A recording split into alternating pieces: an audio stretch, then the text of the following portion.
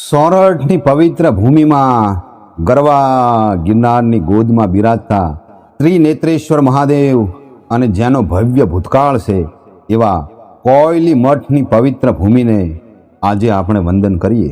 પુરાણોમાં જેનું વર્ણન છે એ વામન સ્થળી એટલે કે વનથળીમાં બલિ રાજાએ મોટો યજ્ઞ કરેલો.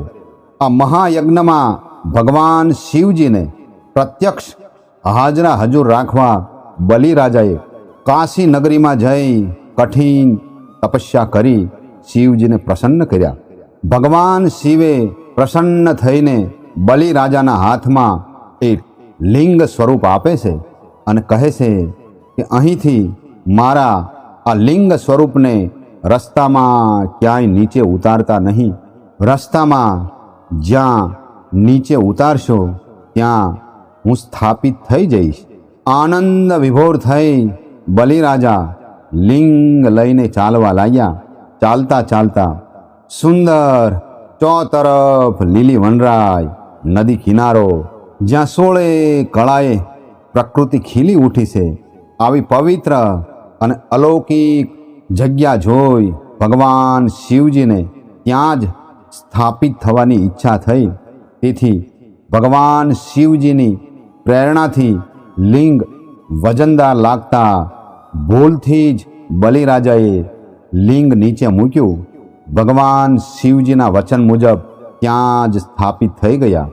બલિ રાજાએ આગળ પધારવા ખૂબ વિનંતી કરી.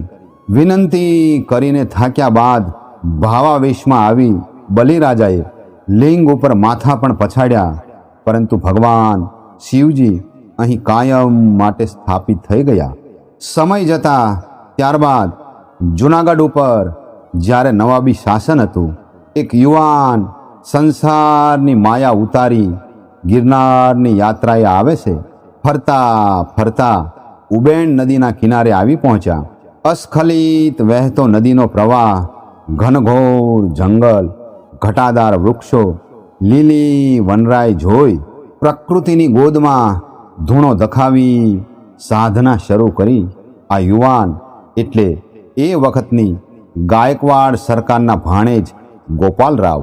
સોરઠની તીર્થયાત્રાએ નીકળેલા ભાણેજ ગોપાલરાવ પરત ન આવતા ગાયકવાડ સરકારે ગોપાલરાવને શોધવા સૈનિકોને સોરઠમાં રવાના કર્યા.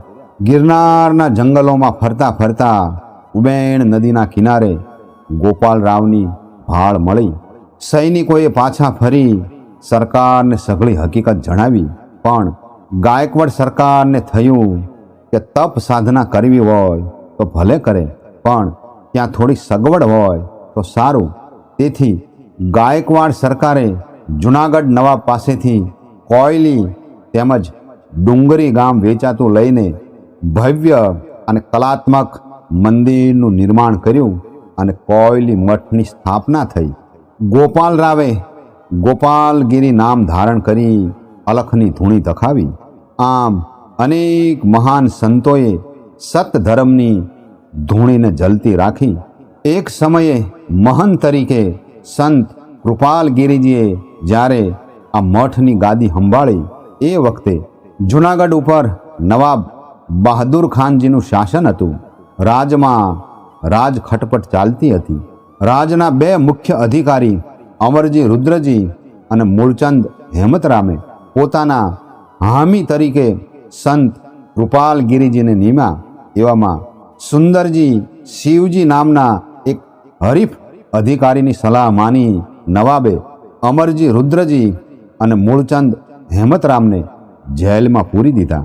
આ ખબર મળતા જ સંત કૃપાલગીરીજીએ જૂનાગઢની વાટ પકડી નવાબને જઈને વાત કરી કે નવાબ સાહેબ, આપની બાંહેધરી મળ્યા પછી જ હું અમરજી અને મૂળચંદનો હામી બન્યો અને તમે મારા હામીપણાની આવી કિંમત આપી. નવાબે કાંઈ જવાબ આપ્યા વગર તેમની અવગણના કરી અને સંત કૃપાલગીરીજીની ભ્રકુટી ફરી આવેશમાં આવી કોયલી રવાના થયા. કોયલી મઠમાં સૌ ભક્તોને ભેગા કર્યા અને વચન ખાતર નવાબના મહેલ સામે ઉપવાસ પર ઉતરી ધરણા કરવાનું નક્કી કર્યું. વનથળી દરવાજા પાસે 21 સાધુ સંતોએ અનશન આદર્યા. 1, 2 એમ કરતાં કરતાં 18 દિવસ થયા. જૂનાગઢ નવાબે 2 સરદારોને સમજૂતી માટે મોકલ્યા, પણ આ તો સાધુ હઠ. સાધુ મહાત્માઓ ટેકને ખાતર એકના 2 ન થયા. જૂનાગઢ નવાબે ક્રોધના આવેશમાં આવી સાધુ મહાત્માઓની કતલ કરવાનો આદેશ કર્યો. સૈનિકો નિર્દય થઈને નિશસ્ત્ર સાધુ મહાત્માઓ પર તૂટી પડ્યા. સંત કૃપાલગીરીજી સહિત 20 સાધુ મહાત્માઓની નિર્દયી રીતે હત્યા કરવામાં આવી. આમ વચનને ખાતર સાધુ મહાત્માઓએ પોતાના પ્રાણની આહુતિ આપી. ત્યારબાદ ધંધુસરના મહેર સમાજના યુવાનોએ સાધુ મહાત્માઓના નશ્વર દેહને કોયલી ગામે લઈ જઈ વિધિવત સમાધિ આપી. આજે પણ આ સમાધિઓ હયાત છે. સાધુ મહાત્માઓની હત્યા થવાથી જૂનાગઢ નવાબને ક્યાંય ચેન પડતું નથી. નવાબને ખૂબ જ પસ્તાવો થયો. એના પ્રાયચિત રૂપે બોડકા અને રંગપર ગામ કોયલી મઠને અર્પણ કર્યા. આમ કોયલી મઠ ધર્મ, સંસ્કૃતિ અને ભક્તિનું મોટું પવિત્ર તીર્થ સ્થળ બની ગયું. અહીં અનેક સંત મહાત્માઓ અને સાધુ સંતોએ અલખનો આરાધ જગાવી સનાતન ધર્મની જ્યોતને ઝલતી રાખી. કોયલી મઠની પવિત્ર ભૂમિ અને ત્રિનેત્રેશ્વર મહાદેવ અને સૌ સાધુ મહાત્માઓને આજે આપણે ભાવથી વંદન કરીએ.